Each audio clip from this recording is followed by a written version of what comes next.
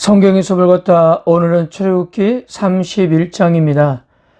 출애굽기 24장에서 하나님은 시내산에서 그 백성과 피의 언약을 맺으시고 그들을 당신의 백성으로 삼으셨습니다. 그 다음 25장에서 하나님은 이스라엘 백성들에게 성막을 만들라고 명령하십니다.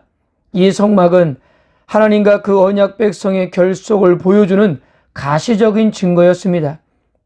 그리고 출애굽기 30장까지 하나님은 그 장막과 기구들을 어떻게 만들 것인지 구체적으로 이렇게 지시하셨습니다. 그리고 출애굽기 31장에서 최종적으로 그 공사를 주도할 책임자를 임명하시고 또 공사를 진행할 때 안식일을 지킬 것을 명령하면서 성막 공사 지시를 마무리하셨습니다. 이 모든 일을 지휘하고 총체적으로 감독할 기술자로 임명한 사람은 유다 지파에 속한 훌의 손자여 우리의 아들로 하나님의 그늘 가운데라는 의미의 부살렐이었습니다. 부살렐의 할아버지 훌은 아말렉 족속과의 전투에서 아론과 함께 모세의 손을 부축했던 사람일 가능성이 높습니다. 하나님께서 부살렐에게 먼저 하나님의 영으로 가득 채우셨습니다. 그에게 임하신 하나님의 영은 그에게 지혜와 총명 그리고 지식을 주셨고요. 뿐만 아니라 하나님의 영은 그로 하여금 여러 가지 재주, 금, 은, 동을 노련하게 다루는 솜씨, 보석을 깎아 물리며 나무를 새겨서 다양한 것들을 만드는 능력도 더하셨습니다. 또한 하나님께서 부살렐을 도와 함께 일하도록 단지파에 속한 아히사막의 아들 오홀리압을 추가로 이렇게 임명하셨습니다. 하나님의 천지를 창조하실 때 하나님의 영이 역사하던 것처럼 이 땅 위에 하나님의 성소가 세워질 때도 하나님의 영은 일하셨다는 사실입니다. 성막을 위해 무엇을 어떻게 만들지는 하나님이 지정하셨지만 거기에 대한 기술적으로 잘 설계하고 예술적인 작품으로 만드는 것은 은사를 받은 장인들의 몫이었던 것입니다. 하나님은 이처럼 사람에게 달란트를 주시고 함께 일하신다는 사실입니다. 하나님은 세우신 자들을 내버려 두지 않고 그들이 임무를 완수하는 데 필요한 모든 것으로 채워주셨습니다. 이것이 하나님의 사역의 방식이라는 거예요. 그러므로 하나님께서 우리를 어떤 사역으로 부르시든지 걱정할 필요가 없다는 사실입니다.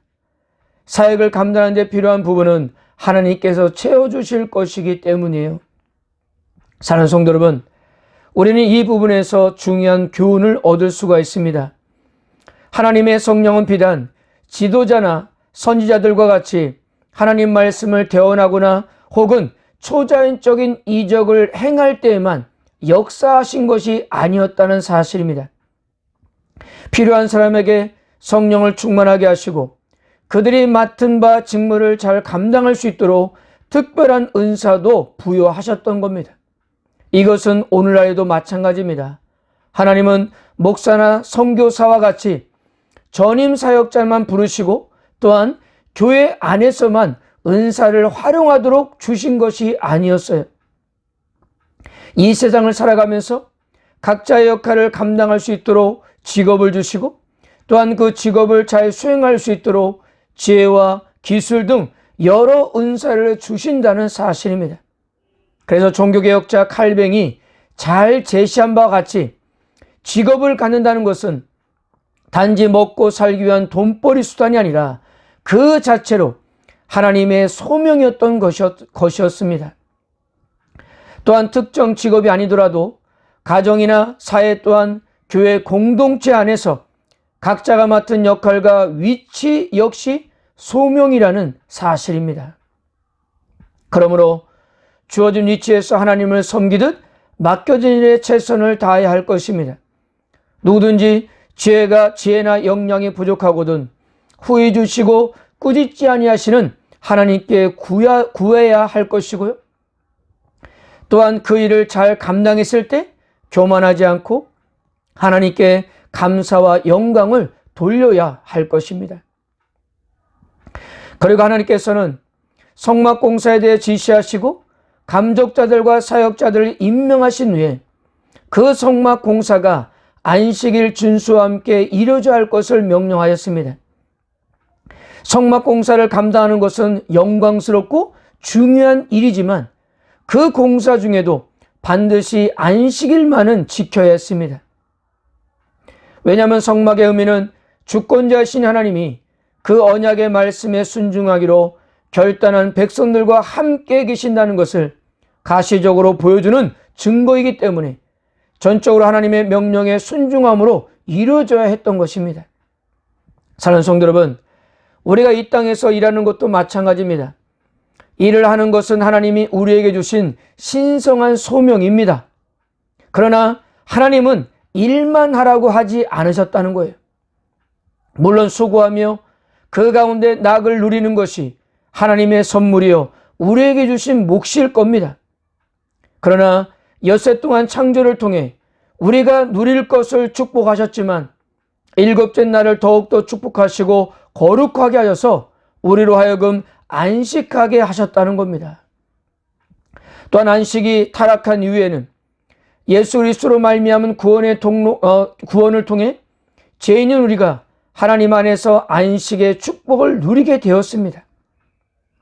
그러므로 엿새 동안 열심히 일하고 하루를 쉬면서 우리를 창조하시고 구원하신 하나님을 기념하고 또한 장차 오실 때 주님이 오실 때 완전하게 이루실 영원한 안식을 대망하며 살아가야 할 것입니다. 18절은 이렇게 말씀합니다. 여호와께서 시내산 위에서 모세에게 이르시기를 마치신 때에 증거판 둘을 모세에게 주시니 이는 돌판이요 하나님이 친히 쓰신 것이더라.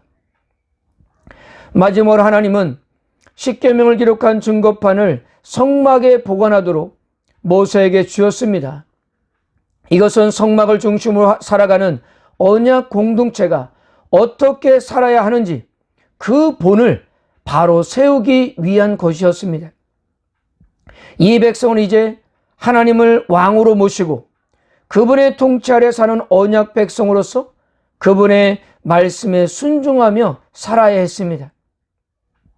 단지 성막과 그 기구들을 화려하게 만들었다고 해서 하나님께서 그 백성과 함께하는 것이 아닙니다. 이것은 하나님께서 당신의 백성들과 함께한다는 근거가 될 수가 없는 거예요. 하나님께서 자기 백성들과 함께 계실 수 있는 근거는 바로 그 백성들이 하나님의 율법을 따라 순종하면서 살아갈 때인 것입니다. 하나님을 왕으로 모시고 그분의 통치 아래 사는 하나님의 백성은 그래서 마땅히 하나님의 말씀을 지키며 살아가야 하는 것이었습니다.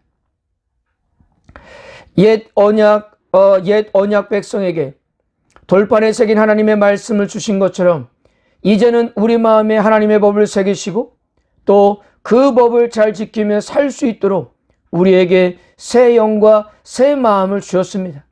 그러므로 우리는 성령님의 인도하심을 따라 항상 하나님의 말씀을 생각하고 그 말씀대로 살면서 성령의 열매를 맺는 삶을 살아야 할 것입니다. 사랑하는 성도 여러분, 다시 한번 도전합니다. 이 땅에서 살아가는 기준은 나의 기준이 아닌 하나님의 말씀을 기준으로 삼고 살아가야 합니다. 내 뜻이 아닌 하나님의 뜻 안에서 살아야 합니다. 그러므로 소명과 은사를 따라 열심히 살아가십시오. 안식일을 거룩하게 지키며 나 자신의 위치와 창조주 하나님을 깊이 생각하십시오. 그리고 하나님의 말씀을 가까이 하십시오. 이것이 가장 건강한 하나님의 백성들의 모습이란 사실을 기억하면서 오늘도 승리하신 하루가 되시기를 주님의 이름으로 축복합니다.